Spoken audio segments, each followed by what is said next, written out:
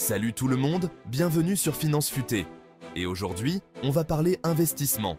On oublie les placements classiques, on part dans le monde de Warren Buffett pour découvrir 15 actifs qui pourraient bien faire mieux que le cash en 2024. Préparez-vous à découvrir des opportunités uniques, des actifs bien réels aux placements plus pointus. On attaque fort avec un actif auquel vous n'auriez pas forcément pensé. Le bétail. C'est un domaine souvent négligé, mais qui offre des opportunités incroyables. Et oui, vous avez bien entendu, le bétail peut être une source de revenus stable et lucrative. Investir dans des animaux d'élevage, comme les vaches, c'est investir dans une ressource renouvelable. Les porcs ou les poulets, ça peut rapporter gros. Ces animaux sont essentiels pour répondre à la demande croissante en protéines animales. La demande en viande et en produits laitiers, ça ne va pas disparaître du jour au lendemain. En fait, elle ne fait qu'augmenter avec la croissance démographique mondiale.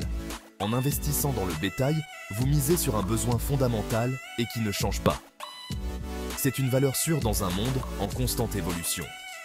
Évidemment, comme tout investissement, l'élevage a ses risques. Les maladies, les fluctuations des prix et les conditions climatiques peuvent affecter les rendements.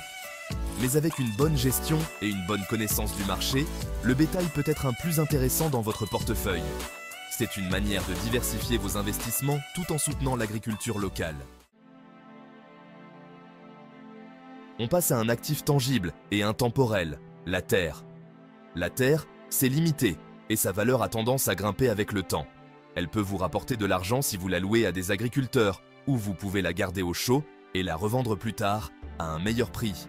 En plus, la terre, ça offre une certaine sécurité quand l'économie va mal. C'est un actif physique qui ne peut pas disparaître comme ça, contrairement à certaines actions ou crypto-monnaies.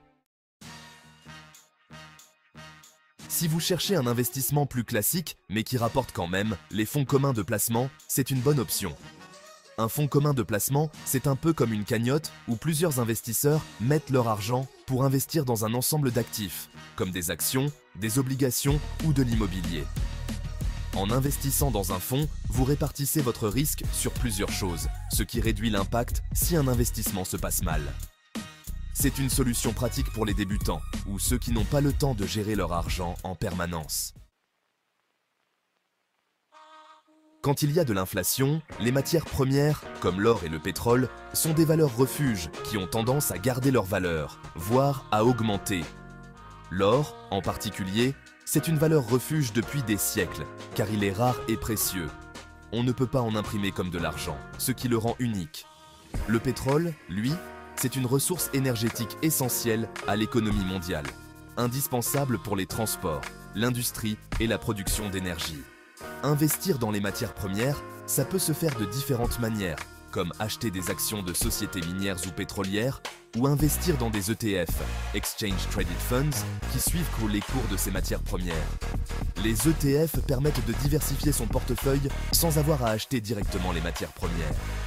Ils sont une option populaire pour ceux qui cherchent à se protéger contre l'inflation tout en profitant des hausses potentielles des prix des matières premières. L'immobilier, c'est un investissement classique qui a fait ses preuves.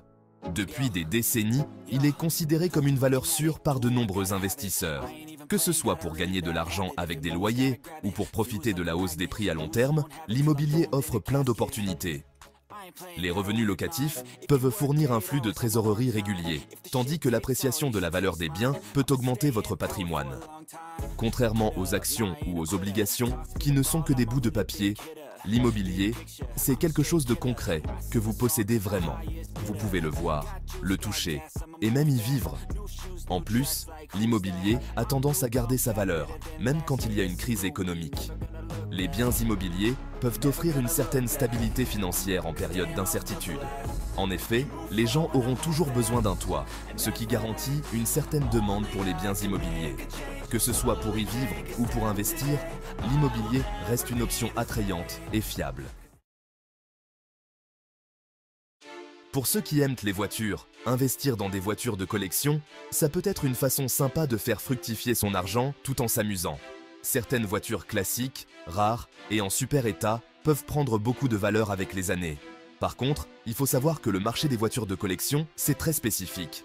De plus, entretenir une voiture de collection, ça peut coûter cher. Il faut prendre en compte les frais de stockage, d'assurance et de restauration pour être sûr que l'investissement reste rentable. Chapitre 7. Action de valeur. La stratégie de Warren Buffett.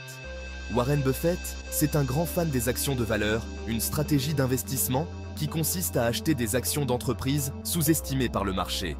Le but, c'est d'acheter ces actions moins chères que ce qu'elles valent vraiment et de les garder longtemps, jusqu'à ce que le marché reconnaisse leur vraie valeur.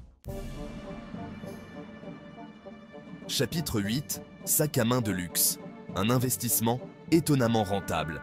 Certains modèles de marques connues, comme Hermès ou Chanel, peuvent se revendre très cher sur le marché de l'occasion. Le fait qu'ils soient rares, la qualité de fabrication et le fait que de plus en plus de collectionneurs en veulent expliquent en partie pourquoi les prix montent.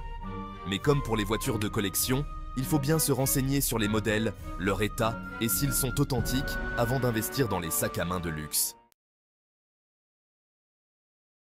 Chapitre 9. Les matières premières. Un rôle clé dans l'économie. En plus de l'or et du pétrole, il y a plein d'autres matières premières, comme l'argent, le cuivre, le blé ou le café. La demande en matières premières, ça dépend beaucoup de la croissance économique. Investir dans les matières premières, ça peut être un bon moyen de diversifier son portefeuille et de se protéger contre l'inflation, mais il faut bien comprendre comment chaque marché fonctionne. Les montres de luxe, comme les sacs à main de luxe, sont devenus des investissements de plus en plus répandus. Les montres de marques prestigieuses, comme Rolex, Patek Philippe ou Audemars Piguet, sont réputées pour leur qualité exceptionnelle, leur savoir-faire artisanal et le fait qu'elles se revendent cher.